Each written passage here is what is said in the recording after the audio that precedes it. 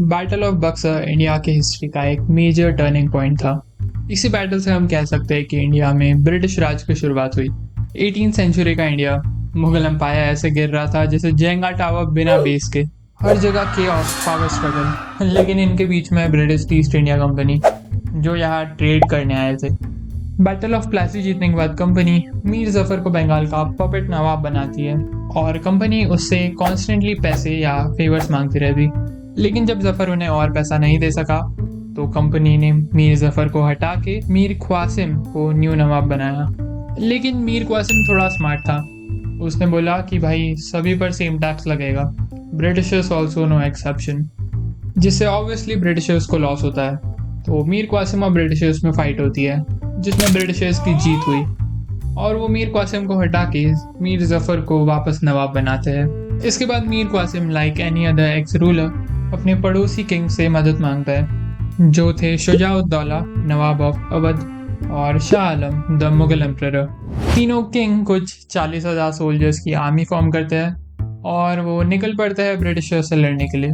दूसरी तरफ ब्रिटिशर्स को इस बारे में पता चलता है और वो एक 10,000 स्ट्रॉन्ग सोल्जर आर्मी फॉर्म करते हैं under the command of Hector Munro. Now आपको भी लगेगा कि अलायंस की आर्मी काफी इजीली जीत जाएगी due to numerical advantage, but you would be very wrong because Britishers की आर्मी बेस्ड थी मॉडर्न फाइटिंग टैक्टिक्स पर, यूजिंग मस्केटियर्स, कैनन्स और मॉडर्न फॉर्मेशंस। दूसरी तरफ मुगल अलायंस स्टिल वही ओल्ड स्कूल कैवलरी वाली टैक्टिक्स यूज कर रहे थे। एक्चुअल बैटल होती है बक्सर बिहार में ऑन 22 अक्टूबर 1764। अलायंस की आर्मी के राइट में थी गंगा नदी और लेफ्ट में था बक्सर, जिससे उनके फ्लैंक्स नेचुरली प्रोटेक्टेड थे। देन ऑन 22 अक्टूबर सुबह सुबह अलायंस आर्मी फायरिंग स्टार्ट करती है, बट उनकी गन्स ओल्ड टेक्नोलॉजी के होने के कारण ब्रिटिशर्स पर कुछ ज़्यादा असर नहीं होता है। इसके बाद कंपनी फायर करती है, ऑल्दो वो बस एक ही बार फायर करता है क्योंकि उनके पास काफ़ी कम एम्यूनेशंस थी। और देन कंपनी के फ्रंट के सोल्जर्स आगे बढ़ के शुजाउद्दौला की छुपी हुई गन्स कैप्चर कर लेते हैं और फिर वो उसे कोलिशन आर्मी की तरफ मोड़ देते हैं। फिर शुजाउद्दौला अपनी 5,000 स्ट्रॉन्ग कैवलरी आगे चार्ज करता है।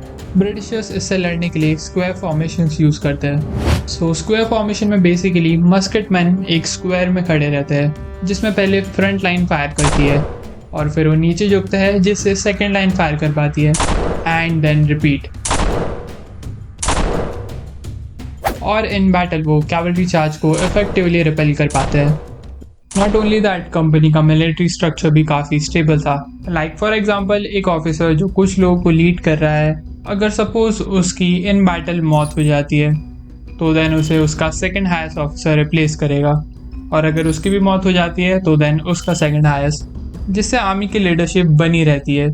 अगर दूसरी तरफ हम मुगल अलायंस आर्मी की तरफ देखें तो मेन लीडर के मर जाने के बाद बाकी सोल्जर्स को कोई लीड करने के लिए था ही नहीं, जिससे बैटल फील्ड में केओस मच जाता है और इवेंचुअली सभी रिट्रीट करने लगते हैं। खुद को हारता हुआ देख शुजाउद्दौला अपनी बड़ी आर्मी लेकर एक वहाँ से भाग निकलता है और इसी तरह कंपनी बैटल ऑफ बक्सर जीत जाती है। इसके बाद कंपनी मुगल एम्परर से दीवानी एग्रीमेंट साइन करवाता है। दीवानी राइट्स का बेसिकली मतलब था कि इन बिहार, बंगाल और उड़ीसा टैक्सेस ब्रिटिश लेंगे, पैसा भी ब्रिटिश रखेंगे और इकॉनमी भी ब्रिटिश कंट्रोल करेंगे। और एम्परर का क्या होगा, उन्हें मिलेगी एक फिक्स्ड पेंशन और एक सिंबॉलिक रिस्पेक्ट। That's it.